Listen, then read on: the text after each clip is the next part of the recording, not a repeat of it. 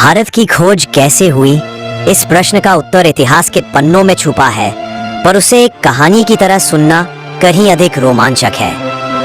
यह कहानी है उन दिनों की जब दुनिया गोल है यह सिद्ध तो हो चुका था, पर महासागरों के पार क्या है यह रहस्य अभी भी अंधेरे में डूबा था। उस समय भारत सिर्फ एक नाम नहीं था, वह एक सपना था। सोने की चिड़िया कहलाने वाली भूमि, जहां मसाले हवा में खुशबू की तरह तैरते थे, जहां रेशम चांदनी जैसा चमकता था, जहां हीरे मोती मिट्टी में बिखरे रत्नों की तरह मिल जाते थे। परंतु उस स्वर्ग लोक तक पहुंचने का मार्ग हर किसी को पता नहीं था। समय था 15वीं सदी का। यूरोप व्यापार में पीछे छूट रहा था। अरब व्यापारियों के पास भारत आने का समुद्री और थल मार्ग दोनों का नियंत्रण था, और यूरोपीय देशों को भारत से मसाले, रेशम और कीमती पत्थरों की खनक सुनाई देती थी, पर मार्ग बंद था। हर राजा, हर व्यापारी एक ही सवाल पूछता था, आखिर भारत पहुंचा कैसे जाए? यह सवाल उतना ही बड़ा था जितना महासागर का रहस्य। पुर्तगाल के एक युवा नाविक वास्को दा गामा के हृदय में एक आग थी। वो दूसरों की तरह सुनकर संतुष्ट नहीं था। वो भारत को अपनी आंखों से देखना चाहता था, उसकी धरती को छूना चाहता था। उसने पुर्तगाल के राजा मैनुअल प्रथम से कहा, मुझे अवसर दीजिए, मैं समुद्र के रास्ते भारत ढूंढ निकालूंगा। चाहे तूफान मार डाले या समुद्र निगल जाए, मैं लौटूंगा सिर्फ सफलता लेकर। यात्रा की तैयारियां एक युद्ध से कम न थीं। विशाल जहाज, लंबी रस्सियां, जलपात्र, सूखी खाने की चीजें और सबसे जरूरी धरती और सितारों को पढ़ने वाले नक्शे। पर वो नक्शा अधूरा था, मानो आधी दुनिया अब भी छुपी हुई हो। 8 जुलाई 1497 को जब सूरज उगते हुए समुद्र की लहरों पर सुनहरी किरणें बिखेर रहा था, वास्को दा गामा ने लिस्बन से अपने जहाजों को रवाना किया।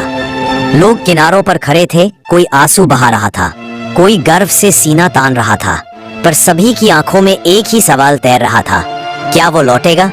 समुद्र आसान नहीं था। जहाज तूफानों से टकराए, पाल फटे, अनेक नाविक बीमार पड़े। महीनों तक समुद्र ने जैसे मुंह बंद कर लिया। न जमीन दिखती थी, न दिशा का पता। रात को आकाश के सितारे मानो रास्ता बताते, पर दिन में नीला आसमान और नीला समंदर दोनों मिलकर आंखों को धोखा देते। कई नाविकों ने हार मानना चाहा। समंदर हमें रोक सकता है पर हरा नहीं सकता। वास्को दा गामा की आवाज गूंज उठी, भारत सामने है, बस धैर्य रखो। आखिर एक दिन एक नाविक चिल्लाया, जमीन। ये अफ्रीका का तट था, गुड होप की खाड़ी, जिसे नाविक मौत का रास्ता कहते थे। यहाँ समुद्र अपने सबसे खतरनाक रूप में सामने आता था, पर वे रुके नहीं। तूफान ने जहाजों को खिलौने की तरह उछाला। लहरों ने जहाज के तख्ते तोड़ दिए। कई नाविक समुद्र में समा गए, पर जहाज बच गया। अब यात्रा और आगे बढ़ी, और वे अफ्रीका के पूर्वी तट मोम्बासा और मलिंदी पहुंचे। वहीं उन्हें एक ऐसे नाविक से मदद मिली जो भारत का समुद्री मार्ग जानता था, जिसने उनकी आंखों में भारत की चमक देखी और कहा, हवा बदलेगी तो समुद्र खुद तुम्हें भारत पहुंचा देगा। कुछ ही समय बाद हिंद महासागर की तेज हवाओं ने उनके पाल फुलाए और जहाज नई गति से आगे बढ़ा। लहरों ने अब सहयोगी का रूप ले लिया, मानो वे स्वयं उन्हें भारत तक ले जाना चाहती हो। और फिर 20 मई 1498 की सुबह वह क्षण आया जिसने इतिहास बदल दिया।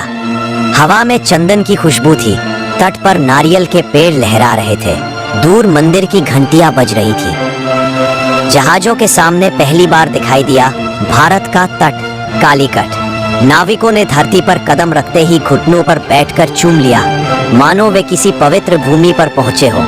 लोगों की आंखों में आंसू थे। वह सिर्फ भारत की खोज नहीं थी, वह जीवन की सबसे बड़ी विजय थी।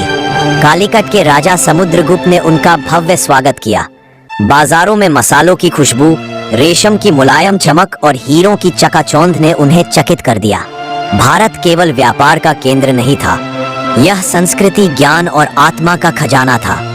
यहाँ के लोग तारों की भाषा समझते थे, आयुर्वेद से रोग मिटाते थे, खगोल शास्त्र से दिशा बताते थे और कला से दुनिया को सुंदर बनाते थे। वास्को दा गामा ने राजा से कहा, मैं पुर्तगाल की ओर से व्यापार करना चाहता हूँ, और यह प्रस्ताव स्वीकार किया गया। पहली बार यूरोप और भारत करीब आए, व्यापार का नया युग शुरू हुआ, दुनिया बदल गई। लेकिन यह कहानी यहीं खत्म नहीं होती। भारत की खोज ने न सिर्फ व्यापार का मार्ग खोला, बल्कि यूरोपीय शक्तियों को भारत की समृद्धि का पता चला। और आने वाले समय में व्यापार की जगह लालच आ गया।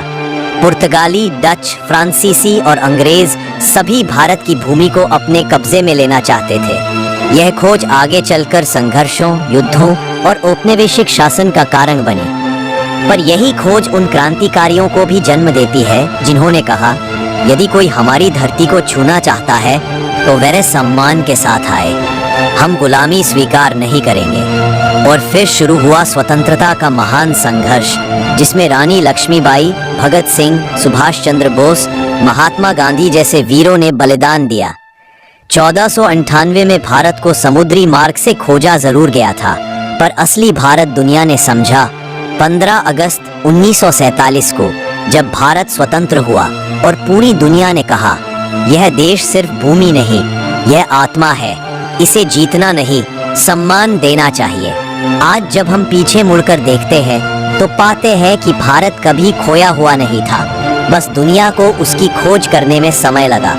क्योंकि भारत कोई स्थान नहीं, भारत एक विचार है, और विचार कभी मिटते नहीं, वे हमेशा दुनिया को रोशनी दिखाते हैं। यही है भारत की खोज की कहानी। अगर आपको यह वीडियो पसंद आया हो तो इसे लाइक, शेयर और सब्सक्राइब करना बिल्कुल न भूलें।